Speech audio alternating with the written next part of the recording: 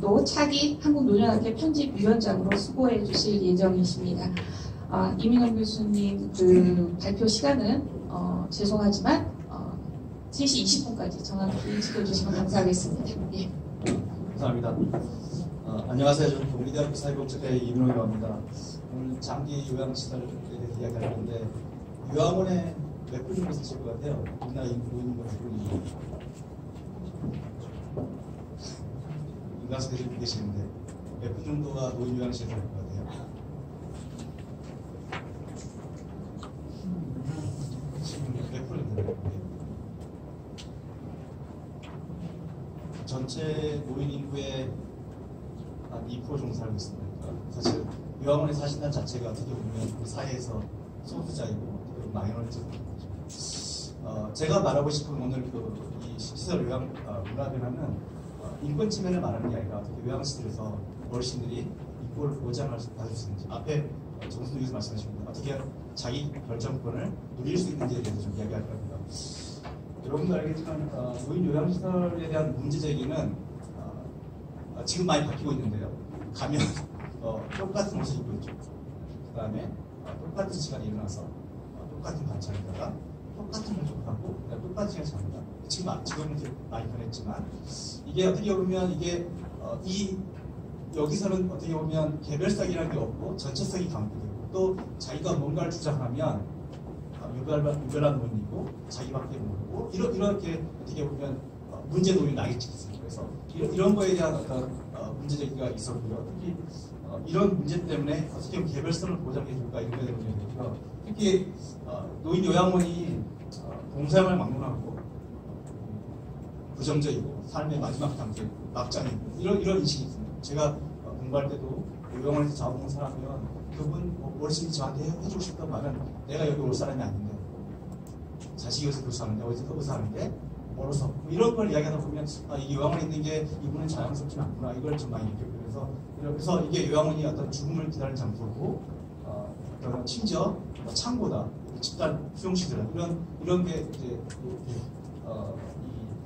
비판받았습니다. 이 과정에서 이제 개별성이랑 이 부재하다는 게 가장 심리적이고요. 그러면서 1990년대부터 미국을 중심으로 이 문화 변화라는 용어가 등장하기 시작했습니다. 그러니까 이 문화 변화는 요양시설에서 어떤 개별성을 찾아주자, 더 집같이 만들어주자. 그러니까 등장하면서 문화가 있고 그 핵심적인 게 이제 거주자식 케어와 가정과 같은 환경 구성입니다. 일본에서는 미드케어라고 이야기하는데요. 일본에서도 보니까 요양보호사들이 일하다 보면 내 부모님을 모시기도 싫고 얘기해요. 내가 여기서 다음에 있기도 싫다는 거예요. 그러면 우리가 뭔가를 바꿔보자. 내가 다음에 우리 부모님이 아팠을 때 요양실에 모시고 싶고 그 다음에 내가 여기서 살고 싶은 시설로 만들자고 이야기하면 나온 게 미드케어. 그래서 동양과 서양은 다르지만 미국에서는 문화변화라고 이야기하고요. 일본에서는 미드케어라고 합니다. 그래서 가장 핵심적인 것은 어떤 병원이 아니라 집으로 만들자. 난 치매노인이 아니라 이민을 버리십니다. 그러니까 이 문화가 사람, 그러니까 우리가 사람이 여러분 모르지만 치매 노인하면 치매가 크게 들리고 노인이 크게 들립니다. 치매만 들리죠? 중풍. 질병이 아니죠. 저는 질병이 아니고 어르신도 하나 인간으로서 대접하자. 그거에 맞춰서 한번 움직이자는 게 문화 변화입니다. 그래서 한국도 마찬가지로 좀 빠르게 정말 이 장기요양 산업이 발전했는데 그 과정에서 어떻게 보면 시설에 대한 정보도 여러분들도 저도 장기요양 전공하지만 공부하고 있지만 누가 어떤 시설이 좋냐고 물어보면 대답을 못하겠어요. 그래서 우스갯소리로 건강보험공단 직원이 보내는 요양원 알아보세요. 뭐 이렇게 이야기하는 것은 그분들이 이제 관리가 못하니까 이야기하는 거예요. 그 과정에서 한국에서도 문화변화가 필요하지 않을까 싶습니다. 문화변화란 말은 여러분들 집에서 문화가 있나요? 여러분 혼자 있을 때 문화가 있나요? 나는 집에 있을 때 텔레비전 볼 때 항상 90대 앉아서 봐. 나는 뭐 집에서 어떤 옷을 입어. 이런 문화가 없잖아요. 그래서 시설 문화 변화는 문화를 없애자는 게 아닙니다. 결과적으로. 그러니까 내가 시설에서 있지만 내가 집에 있는 것과 같이 나의 삶을 내가 마음대로 결정한다. 지금 여러분들 지금 여기에 100분 넘게 앉아 계시는데 같은 옷 입는 게 없어요. 그것은 왜냐하면 다 여러분들이 자기 결정에 의해서 여러분들 의상을 결정하는 것처럼 그런 자기 결정권을 인정해주자. 사람이라는 것은 자기에 관련된 걸 결정하는 게 많아질수록 사람이 어떤 이거를 보장받는 거예요. 자기에 관련된 거 내가 결정할 때 내가 관련된 게 내가 결정할 수 없을 때는 아마 그 과정에서 인권이 없을 텐데 합니다. 그래서 이제 여기서는 이제 어떻게 보면 비시설화, 시설이지만 시설화라고 부르지 말자. 왜 요양원 같은 집을 하자 생각하거든요. 그래서 이 요양원에서 어떤 비시설화 시키자. 그래서 이건 우리가 어쩌면 뭐 에이징 인플레이스 하면서 지역사회 보조를 강조하는데 저는 요양원도 그 범위 안에 들어간다고 봐요. 그 다음에 개별화된 케어, 그죠? 그 다음에 이런 거절을 지켜하고, 그 다음에 이 문화변화라는 것은 요양원이 어떻게 삶의 정책입니까? 사람은 죽을 때가 성장하는데, 그죠? 내가 아침에 햇빛이 내 얼굴에 비쳤을 때 내가 살아있다는 걸 느끼고, 그죠? 내가 더 성장하고. 근데 우리 자꾸 노인들은 어떻게 보면 이 발달을 하지 못하고, 그죠? 무전적이고 이런 거가 보자니까 그 개인이라는 것은 어떻게 보면 여러분들은 지금 여러분 행복할지도 생각하라고 모르겠지만 어떻게 보면 요양에 계신 분이 더 행복하다 생각할지 모릅니다. 그래서 이런 성장을 강조하고요. 그 다음에 이 문화변의 핵심 개념은 이제 주 5가지 나누는데 6가지가 나오는데 저주자중심, 여기서 핵심은 이제 자기결정권, 자기에 대해서 결정한다는 거죠. 자기에 관련된 것 안 물어보잖아요, 그죠? 그 다음에 또 되게 슬픈 건 요양원에 계실 때 대부분 자녀가 결정해서 와요. 물어보면 우리 아들이 제일 좋다고 이야기했기 때문에 왔다는 게 대부분 대답인데, 그래서 이런 시설 선택부터, 그 다음에 가정과 같은 관계. 그래서 여러분들 깨끗한 시설 좋아하죠? 여러분들 집 깨끗해? 집이 깨끗한 시설 가면 저는 별로 좋아하지 않습니다. 왜냐하면 집은 들어와야 되는데 자기가 좀 더럽게, 그죠? 그 다음에 여러분들 몸이 불편할 때 자기가 필요한 물건 가까이 있는 게 좋아요? 멀는 게 좋아요? 가까이를 줘요. 그래서 가까이서 뭔가 집어줄 수 있는 그런 관계와, 그 다음에 친밀한 관계. 어르신이 그러니까 직원이 나에 대해서 알고, 그죠? 나의 마음에 대해서 알고, 내가 좋아하는 거 알고, 그죠? 그 다음에 뭐 인파워먼트. 결국 직원이 일하기 좋아야지 결국은 좋은 기업 받을 수 있어서 직원 인파워먼트 하니까. 그 다음에 협동적 의사결정에서 모든 의사결정이 어르신한테 물어보는 것처럼 마찬가지로 직원의 조직 내에서도 요양보호사 물어보고 어떤 게 진행되는 거예요. 이 협력 어떻게 알 수 있냐면요. 요양실을 갔는데 간호사 약 줄 때 이게 요양보호사가 쳐다보고만 있거나 요양보호사 어떤 필요할 때 사회복지사나 간호사가 그 구경만 하는 경우에 보면 여기는 협력이 어렵구나. 그러니까 뭔가 좀 그게 안 되는 거죠. 그 다음에 기독적으로 모니터링 왔습니다.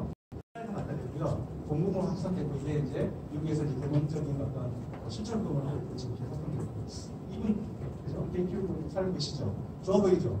우리나라도 이러면 누구보다 이게 문제점인데 이게 좀 우리가 좀 문제점이고 모든 문제점이기 때문에 그 다음에 이 국내 연구 동향은 뭐 이렇게 이 실천 모델이 개발되고 있고요. 그 다음에 그에 대한 어떤 효과성 분석을 시간이 없으니까 이 문화변화 모델이 있습니다. 에덴 대학 모델이 있고요. 포이너 네트워크 모델, 그린하우스 모델, 웰스프링 모델인데 각각 모델이 추구하는 방향이 달라요. 에덴 대학 모델은 가정을 강조해요. 그 다음에 이게 굉장히 대표적인 하버드대 교수님께서 요양원을 방문했는데 자기가 아무리 의료교수를 해도 그 어르신이 행복하지 않다는 거예요. 지루하고 외롭고 무기력하고 그걸 어떻게 바꿀까 생각하다 보니까 이분이 성장이라는 걸 떠올랐고요. 그 다음에 시련 죽음을 기다리는 장소가 아니라 지속적으로 발전할 수 있는 장소가 돼야 된다. 그걸 강조했고요. 그 과정에서 이제 개인의 권리를 인정해주자. 그래서 어르신이 뭔가 의사결정하게 해주자. 그 다음에 개도 키워보죠. 고양이도 키우고. 그 다음에 이 웰스프링 모델 같은 경우는 직원 역량화에 초점을 둬요. 그러니까 좋은 요양보호사가 좋은 케어할 수 있다기 때문에 요양보호사의 전문성을 증진해가지고 이 문화변을 좀 보여주고요. 그 다음에 그린하우스 모델. 이것은 아직 가정집, 유니티 케어랑 비슷한데요. 이렇게 어르신이 10분 계시고, 그 다음에 여기 보면 샤바지라는 사람이 같이 있으면 돌보는데, 이것도 문제는 절대 들고 못 받겠죠. 그래서는 좀 약간 문제라서 그린하우스 모델. 이것은 정말 가정집처럼 10분, 6분이 공동생활을 하는 그런 형식입니다. 그 다음에 이 포이너 네트워크 모델 같은 경우는 문화 확산 모델이에요. 그래서 이런 문화를 지원해주는 그런 우산 같은 기능을 하고 있습니다. 이 문화변화를 정했더니 시설 거주동이나 보호자 같은 경우는 외로움, 무기력, 질환들이 감소하고요. 그 다음에 건강도 좋아지고 체중도 유지되고 그 다음에 나상도 감소하고 좋은 형상 이런 효과가 있었고요. 삶의 질도 향상되죠. 그 다음에 직원 간의 상호작용도 증가하고 사망률도 감소하고 보호자 같은 경우도 만족도도 향상되고 지체감도 감소하는 효과가 있었습니다. 시설 자체에서도 가장 변화가 이직률이 감소하고 그 다음에 거주자와 관계가 향상되고요.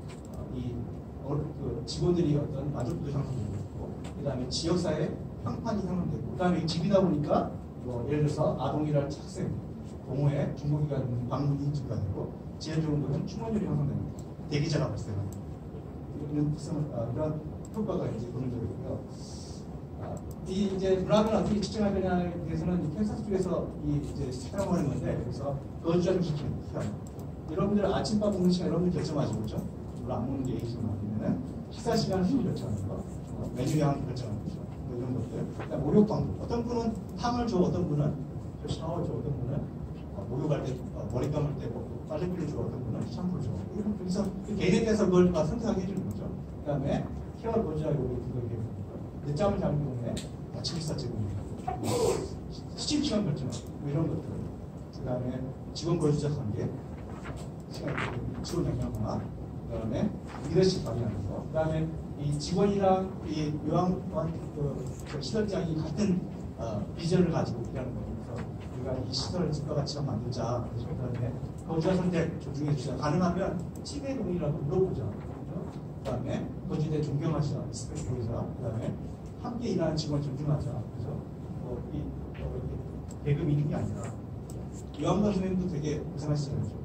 여러분들 누군가 돌보기 얼마나 어려워요. 그다음에 의사결정을 같이 하자. 삶의 질 우리가 그죠?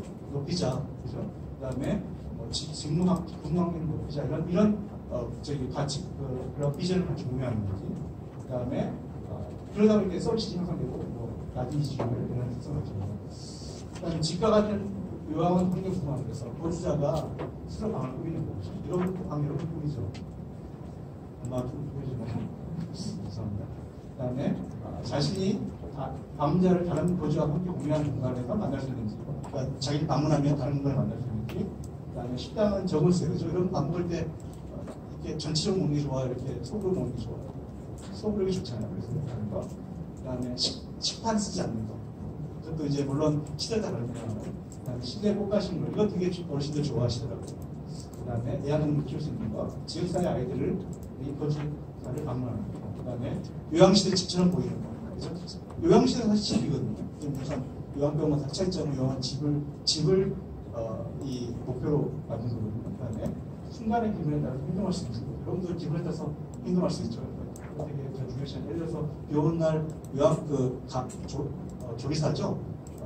조리사가 정해진 시간 외에 찌짐을 해줄 수 있잖아요. 그래서 이런 그러니까 집에서 어떤 일이 일어나는 것처럼 시설에서 똑같이 일어날 수 있는 방법과 개인 부분 넣을 수 있는 거. 제가 이제 연구하는 게 참여 실행 연구인데요. 되게 매력적이에요. 저는 되게 좋아요. 이건 뭐냐면 우리가 연구자가 연구 제안만 하는 게 아니라 실제 그 연구 제안을 가지고 실행으로 평가해보는 거예요. 그래서 이제 제가 이게 참여 실행 연구는 먼저 제가 문화변화 영양 프로그램을 만들었어요. 12회기. 그래서 제가 4개 요양원과 컨택을 해서 거기 직원들이 시설 10명 정도가 시설장부터 시작해서 행정사무까지 그다음에 뭐 영양사 다 포함된 10명씩을 구성한 다음에 한 달에 2번씩 스터디를 했어요. 같이 스터디하면서 제가 이제 이걸 문화변화 영양에 대해서 제가 알고 있는 걸 전달하고 또 서로 상호 의견을 가지고 이제 어떻게 우리 시설 문화변화를 이룰 건지를 이제 만들어냈어요. 그걸 만들어낸 다음에 실제로 이제 실행해보는 거예요. 1년 동안 지금 한 게 이거 문화영양 프로그램 만들고 실행한 거였어요. 나머지 1년 지금 이제 막 끝났는데 그걸 시대에 적용해 본 다음에 어르신의 삶의 질 변화가 있는지 확인하는 거예요. 그래서 보면 이제 제가 프로그램 만든 건데 괜찮아요? 구글 이미지에서 만든 건데 그래서 이게 이제 제가 만들었던 거고요. 그래서 스터디 해보면 되게 재밌었어요. 그래서 이렇게 1회기부터 문화변화 영양강화 프로그램에 대한 참여 동기가 항상 중요한 것은 동기화시켜야 돼요. 그래서 이분들이 왜냐하면 되게 어려운 게요. 이분들 일이 될 수 있어요. 이 프로그램이. 제가 가서 하는 게 이분들 일이 되고요. 그분들한테 또 뭐가 될 수 있냐면 자기가 뭔가를 제안하면 자기 일이 되는 거예요. 되게 좋으셔서 그래요. 그러다 보니까 제가 이제 이 동기화에 대해서 자꾸 이야기하고요. 그 다음에 요양원 선생님한테 우리 부모님 제일 먼저 여기 시설로 올 수 있게 하겠다. 자기 노력해. 이런 걸 좀 많이 이야기했고요. 그래서 돌봄은 자기부터 되게 중요하거든요. 우리가 돌봄 하시는 분들이 소진 많이 빠지는데 자기 돌봄 못해서 자기 어떻게 분석할 건지 자기 선물하시고 이런 거 제가 했고요. 문화변화 개념 찾기, 역사 이해하기, 뭐 실천 모델 알기, 그다음에 문화변화 실정하는 거, 그다음에 전략 이해. 그다음에 이제 이때부터 한 회기부터는 이제 같이 문화변화 이야기 나누기예요. 그래서 이때부터는 이제 우리 시대에서 어떤 걸 해볼까에 대해서 서로 막 이야기하는 거예요, 그렇죠? 그다음에 이제 그걸 내용을 1차로 구체화시키고 2차 구체화시키고 4개 시대를 모여서 서로 이제 우리 뭐 하기로 했다는 걸 나누고 그 다음에 이제 실제로 4차 때 하고 이 과정에서는 이제 1차로 2차로 하면서 직원들 역량이 강화되는지를 이제 양쪽으로 검증하고요. 그래서 보면 이제 이렇게 참여하신 분들이에요. 다들 너무 훌륭하신 분들인데 저만 결과를 따놓은 못해서 죄송합니다. 그 다음에 실제로 봤더니 전문성 인식이 좋아졌고요. 이분들이 이제 내가 이거 프로그램 하다 보니까 내가 이 프로그램을 그러니까 영양 강화 프로그램 참여하다 보니까 내가 뭐 조직에 대한 이해, 그다음에 대인 관계하는 거, 그다음에 서류 작성하는 거, 조직에 대한 이해, 뭐 이런 것들에 대해서 자기가 전문성이 형성됐다고 인정했고요. 이게 이제 1차 왜 이렇게 여러 번 조사하냐면 사전 사업 조사 같은 경우 이제 뭐 타당성을 확인하기 좀 어려워서요. 그다음에 서비스, 그래서 이건 이제 제공한 인력이 평가하는 건데 서비스고요. 그다음에 거주자 중심 실현을 하고 있냐도 좀 좋아졌고요. 그다음에 거주자 중심 환경을 구성하고 있냐도 마찬가지로 좋아졌습니다. 그다음에 제가 이제 이게 이 수익 과대 1차 항이에요. 그래서 A 요원 같은 경우에는 개별 공간을 갖도록 하겠다. 여러분들 안 쓸 때 배우자들도 같이 쓰기 싫다고 하잖아요. 근데 4명 같이 쓰죠. 그래서 이제 제가 제안했던 게 커튼을 낮게 치고 높게 치면 안전 문제가 발생하게 돼요. 그래서 개별 공간을 마련하는 거 그랬고요. 어떤 시선 또 여러분들은 잠옷과 일상복이 같아다가 가르치는데 시선은 같아요. 근데 이게 제가 이거 제안에 같이 이야기했는데 이게 무슨 일이 아니래요. 요양보호사가 어르신 옷 갈아입히는 게 일이 장난 아니래요. 60년 계시면 그 어르신들 옷 갈아입히는 게 너무 힘든 일이에요. 근데 거기서 시설에서 그걸 하기로 했어요. 실제로 어르신 반응이 좋대요. 왜냐하면 어르신이 하루가 시작됐구나. 잠잘 시간이구나. 이걸 구분하게 됐다는 거예요. 그 다음에 대단히 어디 요양원 지켜서 놀러 가는 게 제일 싫어한대요.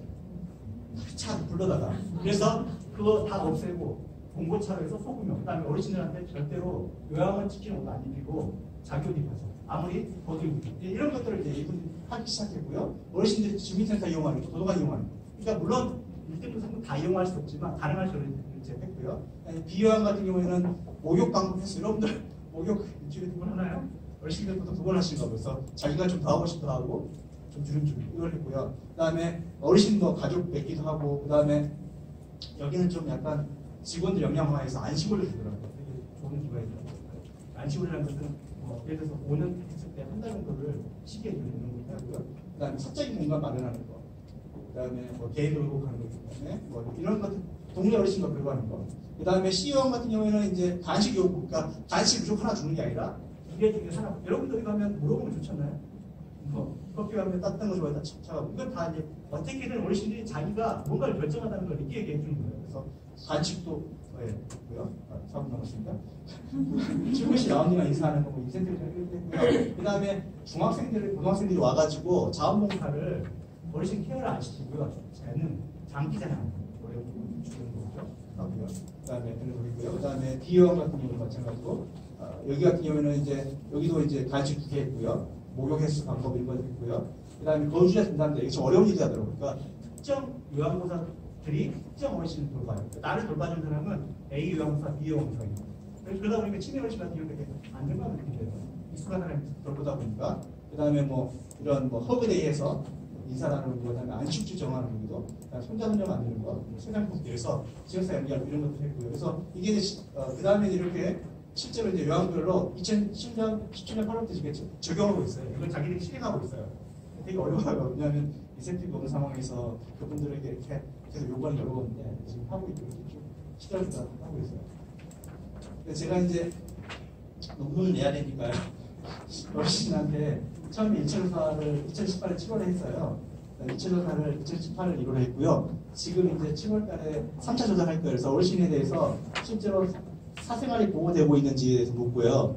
이제 이게 시설적인 삶의 척도가 있어요. 그래서 뭐 K라는 학자가 개발한 건데, 그래서 존엄성, 자기 선택고 있는지, 관계, 개별성은 그렇고요.